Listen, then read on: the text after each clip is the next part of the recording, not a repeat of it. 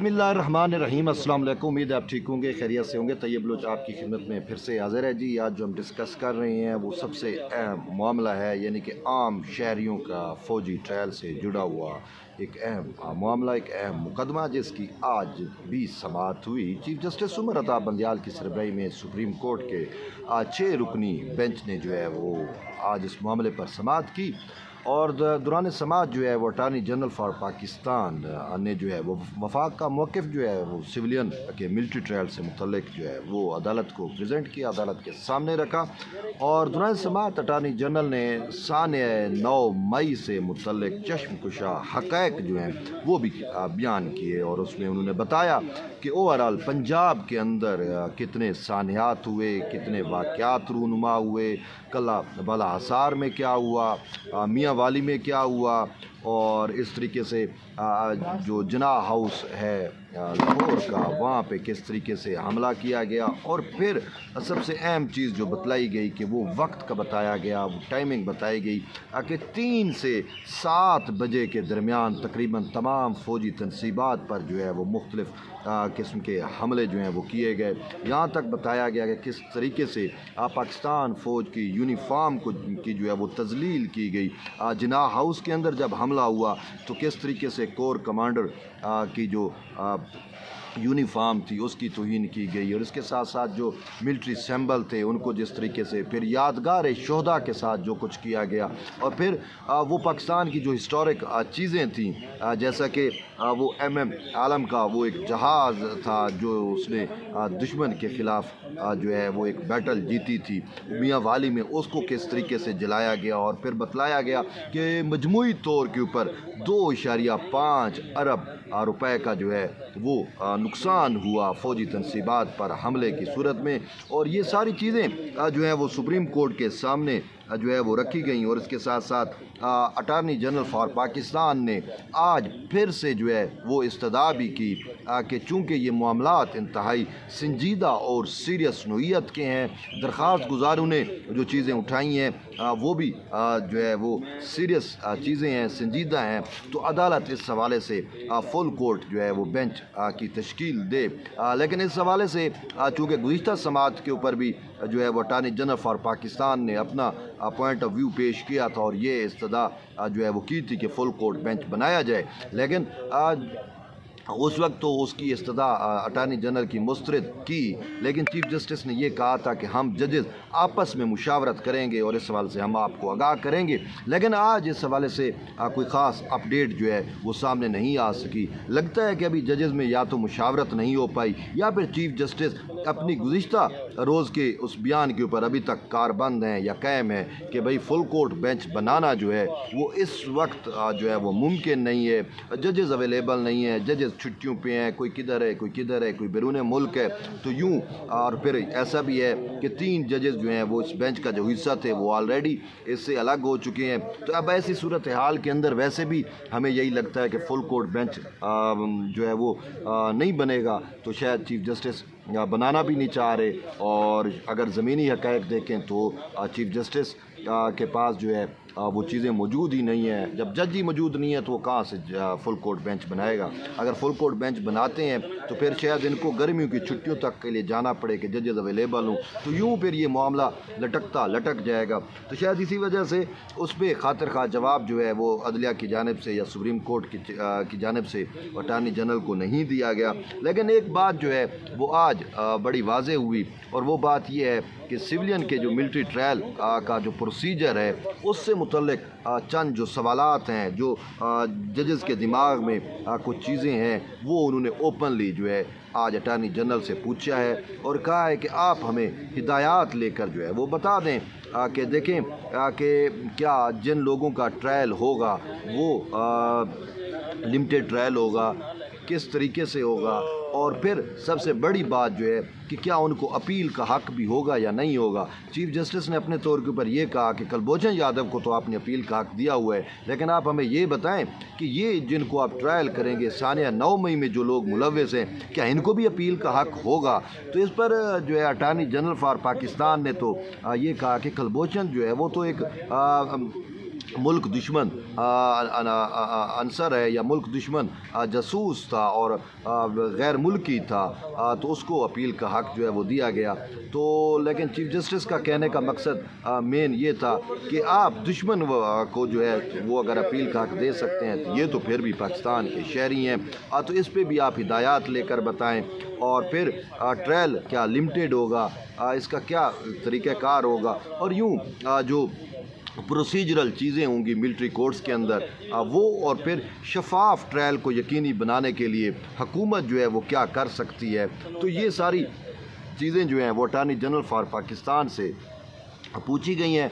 तो एजी साहब ने कहा कि फिर मुझे कुछ वक्त दे दें मैं, ताकि हुकूमत से हिदायत ले लूँ। तो यूँ समाज जो है वो फिर जुम्मा 9:30 बजे के लिए मुलतवी हुई है, यानी कि जुम्मे के रोज़ 9:30 बजे फिर से ये समात होगी। तो अटॉर्नी जनरल जो है वो जो जजेस के सवालात हैं अपील का, ख़ासकर अपील का हक़ देने पे जजेस के कुछ तहफ़्फ़ुज़ात हैं कि भाई अपील का हक़ होगा या नहीं होगा, उस पर जो है वो अटॉर्नी जनरल अब हिदायत लेके आगाह करेंगे। लेकिन ये बात हमें समझ नहीं आ रही। अब आप पूछेंगे वो क्यों? बात ये है कि वफाकी हुकूमत के जवाब से हमने आपको आगाह किया था। हुकूमत पाकिस्तान ने जो सुप्रीम कोर्ट में अपना जवाब जमा कराया उसमें तो उसने सब कुछ बता दिया। उसमें उन्होंने बताया है, जजेस के सामने एक चीज़ रखी है कि भाई जिन लोगों का मिलिट्री ट्रायल होगा उनके लिए हमने शफाफ ट्रायल को यकीनी बनाने के लिए क्या इक़दाम उठाए गए हैं, वो सब कुछ अदालत को ऑलरेडी वफाकी हुकूमत बता चुकी है। वफाकी हुकूमत कह चुकी है कि जिन लोगों का ट्रायल हो रहा होगा उनको वकील भी प्रोवाइड किया जाएगा, मनमानी का वो अपना वकील, यानी वो जो वकील चाहें वो अपना वकील जो है वो कर सकते हैं। ये एक बड़ी जो आप समझ सकते हैं उनके लिए एक सहूलत है कि वो अपनी मर्ज़ी का वकील करेंगे, ताकि वो फिर कल को ये ना कह सकें कि हमें तो वकील ही नहीं करने दिया गया ना। तो ये तो वफाकी हुकूमत कह चुकी। फिर दूसरा कि वो जो कोर्ट या प्रेसिडिंग अफसरान बैठे होंगे मिलिट्री कोर्ट के अंदर, उनके ऊपर भी उनको एतराज़ का हक़ दिया गया है। वो एतराज़ात कर सकते हैं कि भाई इन अफसरान के ऊपर हमें एतमाद नहीं है, तो फिर वो भी मेजॉरिटी का फ़ैसला प्रिवेल करेगा। अच्छा देखें, एतराज़ात ये वो कर सकते हैं, तो ये एतराज़ात तो ये सुप्रीम कोर्ट में भी होते रहे हैं ना। चीफ जस्टिस उमर अता बंदियाल पे कितने एतराज़ात उठाए गए, जस्टिस मुनीब अख्तर, जस्टिस जाजुल एहसन पे, लेकिन इन्होंने तो उन एतराज़ात को कभी जो है वो बरूए कार ही नहीं लाया, कभी उसको अहमियत तक नहीं दी। लेकिन इसके बावजूद मिलिट्री कोर्ट के ऊपर एतराज़ात का इनको हक़ हासिल है। फिर सबसे बड़ी चीज़ जो है वो ये है कि वो अपील का हक़ भी जो इनको दे दिया गया है कि मिलिट्री कोर्ट से इनको जो भी सज़ा देगी वो उसके ख़िलाफ़ जो है वो मुतलका हाई कोर्ट में जाके अपील कर सकते हैं। जब हाई कोर्ट में अपील हो सकती है तो इसका मतलब ये है कि हाई कोर्ट जो है, या ये जो कोर्ट ऑफ लॉ जिसको ये कहते हैं, क्योंकि कल एक चीज़ ये भी तय हुई थी कि जो मिलिट्री कोर्ट है भाई वो कोर्ट ऑफ लॉ नहीं होगी। ये इनकी मंतक के मुताबिक वो कोर्ट ऑफ लॉ नहीं होगी। कोर्ट ऑफ लॉ वो होती है जिसमें जुडिशल अफसर बैठता है, वो कोर्ट ऑफ लॉ नहीं होती जिसमें एग्जीक्यूटिव अफसर बैठता है। ये कल एक चीज़ सामने आई थी। तो यानी कि अब अगर मिलिट्री कोर्ट सज़ा दे देती है तो ये जब हाई कोर्ट में अपील करेंगे तो इसका मतलब ये है कि हाई कोर्ट उस अपील को सस्पेंड भी कर सकती है ना। सपोज़ करो अगर हाई कोर्ट अपील सस्पेंड नहीं करती तो फिर ऑटोमेटिकली मुकदमा फिर इन्हीं जजेस के पास आ सकता है ना। फिर ये जज सुप्रीम कोर्ट के पास यानी कि आ सकता है, सुप्रीम कोर्ट भी सस्पेंड कर सकती है। अगर सुप्रीम कोर्ट भी सस्पेंड नहीं करती, कोई ऐसा सूरत हाल पैदा होती है, लेकिन हम फिर ये जो है अपना सदर पाकिस्तान के पास भी ये इख्तियार है कि वो भी सज़ा माफ़ कर सकती हैं। तो ये 3 फोरम तो दे दिए गए ना अपील के लिए।